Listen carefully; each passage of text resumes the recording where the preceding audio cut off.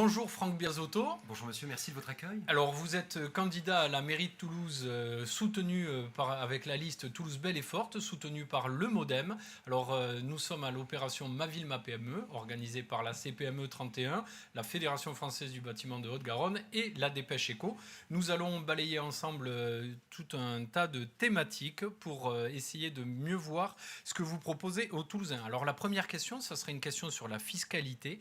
Quelle sera votre politique en matière de fiscalité, notamment pour les entreprises, et je pense particulièrement à la contribution foncière des entreprises? Écoutez, tout d'abord, l'entreprise joue un rôle très important sur la ville-centre, bien sûr sur Toulouse. Et pourquoi? Tout simplement parce qu'elle est créatrice d'emplois, elle est génératrice, bien évidemment, de richesses. Et à partir de ce moment, je veux dire, de ce constat évident, la ville de Toulouse doit s'intéresser plus encore aux entreprises, au tissu économique toulousain. Alors nous devons agir, nous avons une responsabilité importante, on doit les aider, les soutenir, porter leurs projets et on doit les défendre, tout simplement. Et à ce titre, au niveau de la fiscalité, je serai sans détour avec Toulouse Belle et Forte, nous maintiendrons, nous ferons en sorte que le poids de la fiscalité ne soit pas plus important que ce qu'elles connaissent aujourd'hui, c'est-à-dire nous maintiendrons le niveau de l'ensemble des impôts qu'elle connaît. Il n'y aura donc pas de hausse, il n'y aura pas de surprise de notre part, il n'y aura pas de hausse, c'est-à-dire, comme vous le disiez monsieur, sur la contribution foncière des entreprises, le taux est déjà très important à Toulouse, de l'ordre de 36%, 35,86%, un des taux les plus élevés de France notamment, alors que la moyenne nationale est de l'ordre de 25,95%. Vous le voyez, il ne se serait pas raisonnable d'aller au-delà d'un tel taux et au-delà de la CFE, de la contribution foncière des entreprises, pas d'impact sur les taxes foncières et encore moins ce que j'appellerais le versement mobilité, le versement transport que vous connaissez. Je ne veux pas de surprise, je veux une certaine stabilité, un moratoire tout simplement pour leur permettre d'avoir un ballon d'oxygène. On en a bien besoin avec les événements qu'elles connaissent notamment au centre-ville, si je parle de commerce de proximité au-delà de l'entreprise de manière générique. En matière de commerce, quelles mesures vous comptez proposer pour soutenir le commerce de proximité de Toulouse? Trois propositions principales. Toulouse Belle et Forte, tout d'abord, aidera les commerces de proximité, les commerces victimes de ces fameuses manifestations qu'elles connaissent depuis plus de 18 mois maintenant. À l'initiative de la Chambre de commerce de l'industrie, de la Chambre des métiers, du Conseil départemental, il a été créé un fonds d'urgence, un fonds, j'appellerais, de solidarité envers les commerçants victimes de ces manifestations. Je ne vous cacherai pas que je suis assez étonné de la non prise en compte, je dirais, de la non-considération par la mairie de Toulouse sortante, le maire sortant, qui a refusé de participer à ce fonds d'urgence. Nous y participerons au même montant que le conseil départemental, à savoir un montant de 300 000 euros, et nous ferons connaître, nous porterons cette bonne information auprès des commerçants concernés pour, vous voyez, c'est une mesure pragmatique, opérationnelle, ils en ont bien besoin à l'heure où la trésorerie se fait rare, se raréfie, compte tenu des difficultés qu'ils connaissent aujourd'hui. C'est un premier axe. Alors, ce fonds d'urgence, qu'est-ce que c'est? Ça permet effectivement d'octroyer des prêts de l'ordre de 5 000 euros sans intérêt et remboursable avec un différé de 6 mois environ. Et je pense que c'est une bonne mesure. Donc la mairie de Toulouse, je vous le disais, nous ferons en sorte d'abonder ce fonds d'urgence. Deuxième proposition, on souhaite aller plus loin. On souhaite aller plus loin et je demanderai, lorsque nous serons au Capitole en mars prochain, d'étudier, de mettre en chantier une proposition pour alléger de 50%, de manière tout à fait exceptionnelle sur l'exercice 2020, le fameux montant de la CFE, de la contribution foncière des entreprises. Nous mettrons tout en œuvre pour, je vous disais, une mesure exceptionnelle, temporaire bien sûr, sur l'exercice 2020, toujours dans le même sens, pour permettre une trésorerie, alléger les charges de ces commerces victimes de ces manifestations. Et enfin, bien sûr, nous sommes assez émus de voir de plus en plus que les locaux commerciaux, les emplacements, les meilleurs emplacements au centre-ville sont, je dirais, neutralisés, pris d'assaut par les enseignes nationales et internationales.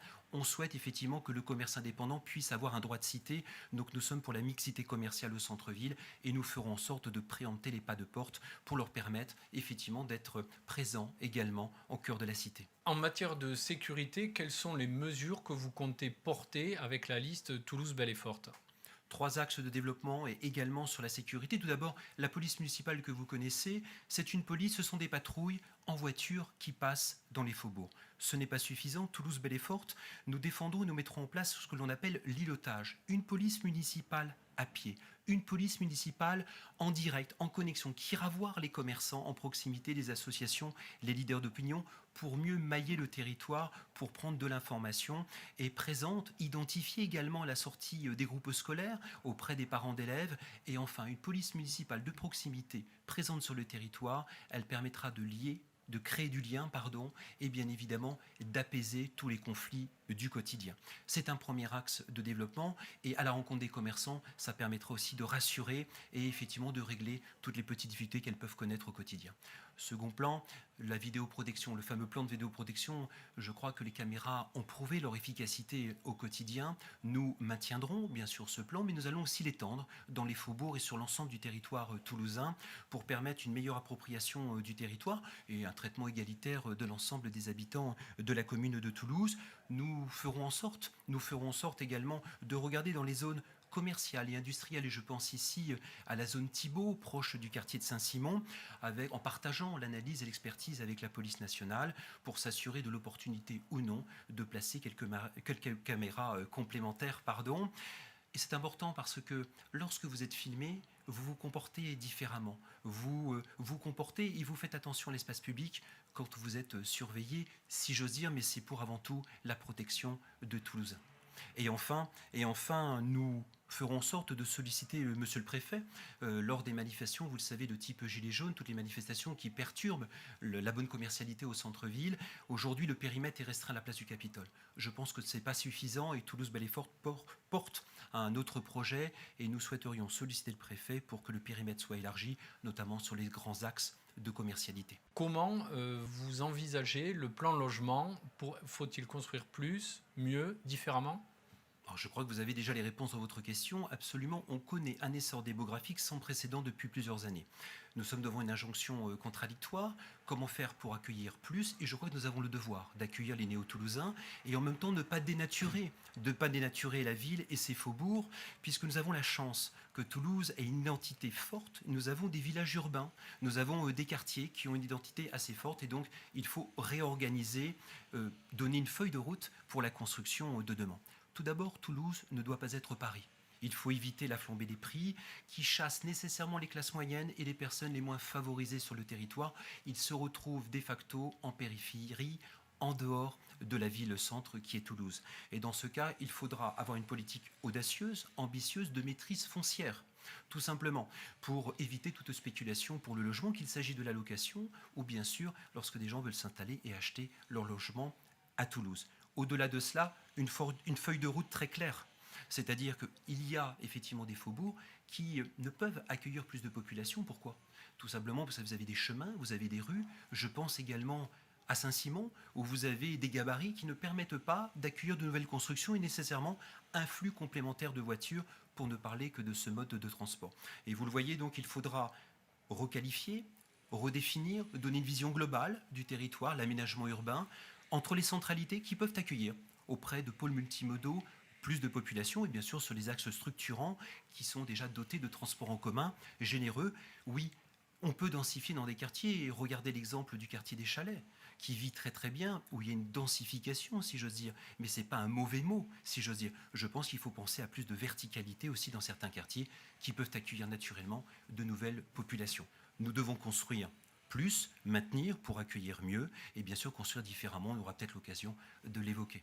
En matière de mobilité, les Toulousains font face à des saturations quotidiennes. On le voit avec les différents classements. Quelles solutions vous leur proposez aujourd'hui pour résoudre ce problème? Alors, ce que l'on entend souvent, c'est la saturation effectivement de la rocade, de notre périphérique. Avant tout, les difficultés, c'est les entrées et les sorties de l'agglomération aux heures, soit en début de journée ou en fin de journée. Je crois que si l'on propose aux Toulousains et aux métropolitains, parce que c'est un schéma complémentaire ville de Toulouse et métropole, un maillage efficace, varié et surtout cohérent.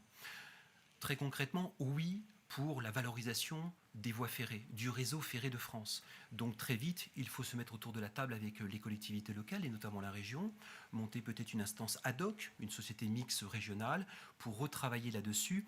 Nous sommes pour le RER toulousain, connecté avec les lignes express, les lignes linéaux, et qui rabattrait bien évidemment sur le métro. Ne proposer qu'une ligne, une troisième ligne de métro, me paraît court, me paraît une vision très toulousaine.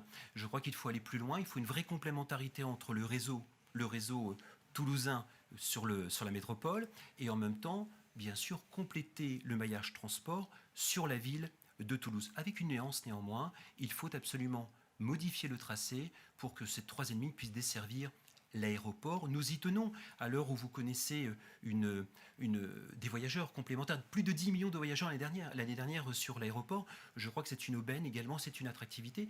L'attractivité passe aussi par les transports et je pense qu'on ne peut pas faire l'économie et ne faisons pas les erreurs du passé. Anticipons, c'est le rôle du politique aussi. Regardez, lorsqu'on a retravaillé sur la XXL, la ligne de métro, on aurait pu, à l'époque, sans hypothéquer l'avenir, parce que lorsqu'on revient sur un ouvrage structurant et de transport, ça coûte plus cher. Donc anticipons, faisons-le, ne faisons pas comme à Paris une rupture de charge. Vous connaissez peut-être la station Antony sur le RER, pour aller sur l'Orlyval, c'est une rupture de charge et finalement on se rend compte que l'usage n'est pas si important que cela. Donc anticipons, prévoyons d'ores et déjà, tant que les tunneliers ne sont pas encore en fonctionnement. Un constat, tout le monde est écolo aujourd'hui, si vous me le permettez. Sans être trivial dans mes propos, oui, bien sûr, l'écologie fait partie prenante, ça ne doit pas être une valeur d'ajustement dans un budget communal et municipal. Il faut bien évidemment être présent et tout à fait présent sur ce domaine aujourd'hui.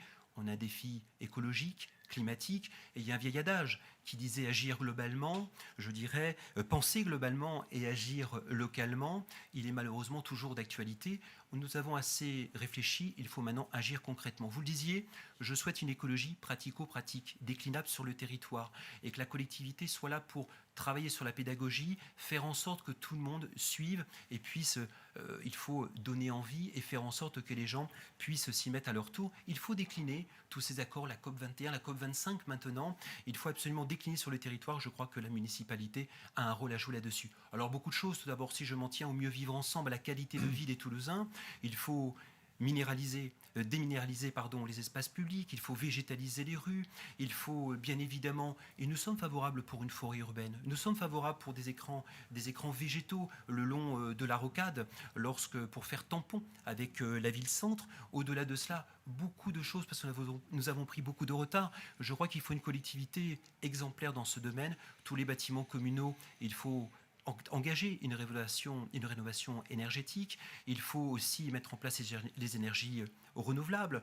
Je vais me décliner. L'eau est aujourd'hui une denrée rare. Il faut absolument équiper tous ces bâtiments communaux de récupérateurs de puits. Ça peut peut-être faire sourire, mais en même temps, ça nous permettrait d'alimenter les jardins et les parcs, les arroser en tout cas.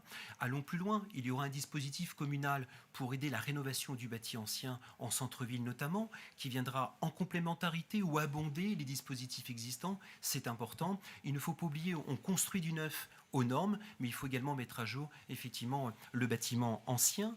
Au-delà de cela, le tri sélectif, le ramassage des déchets. Il faut réorganiser le ramassage des déchets ménagers. Le tri sélectif, nous sommes très en retard.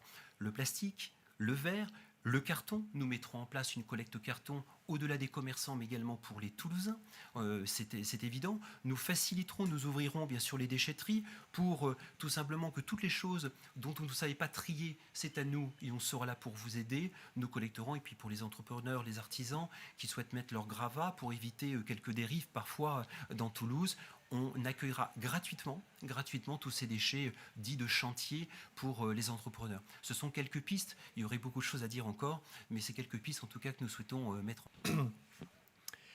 Alors, en matière de commande publique, comment vous souhaitez faciliter l'accès des PME au marché public, à la commande publique ? Eh bien, écoutez, la commande publique, tout d'abord, est très contrainte. C'est des dispositifs, c'est une procédure assez particulière, je dirais assis sur un code relativement rigoureux sur trois axes. Tout d'abord, l'accès de tout à chacun pour pouvoir répondre bien évidemment à la commande publique, aux offres, aux appels d'offres. Ensuite, l'égalité de traitement de chacun d'entre eux, la transparence, bien sûr, des candidats retenus. Donc, bien évidemment, on doit s'inscrire naturellement dans l'épure de l'exercice. Aujourd'hui, les choses ont changé puisque nous avons la possibilité, lorsqu'on s'attache uniquement aux enjeux environnementaux, la jurisprudence nous permet, dans le cadre du développement durable, de choisir des partenaires locaux notamment. Donc ça nous permet de s'intéresser a fortiori à tous les acteurs qui pourraient répondre en proximité aux appels d'offres.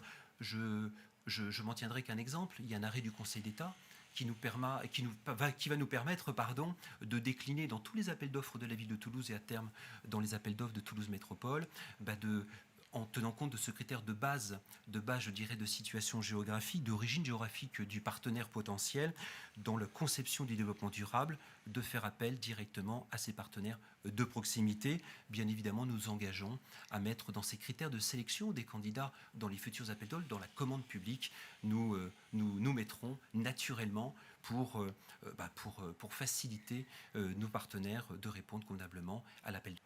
Alors, Franck Biasotto, si vous aviez une mesure phare à présenter aux Toulousains portée par la liste Toulouse Belle et Forte, quelle serait-elle ? Écoutez, c'est assez simple, je vais peut-être vous surprendre dans ma réponse. On va s'engager avec Toulouse Belle et Forte tout simplement de réaliser l'ensemble des propositions que nous proposons aux Toulousains. Ils n'ont qu'un seul objectif. Un seul objectif, c'est le bien-être des Toulousains au quotidien, sans augmentation d'impôts.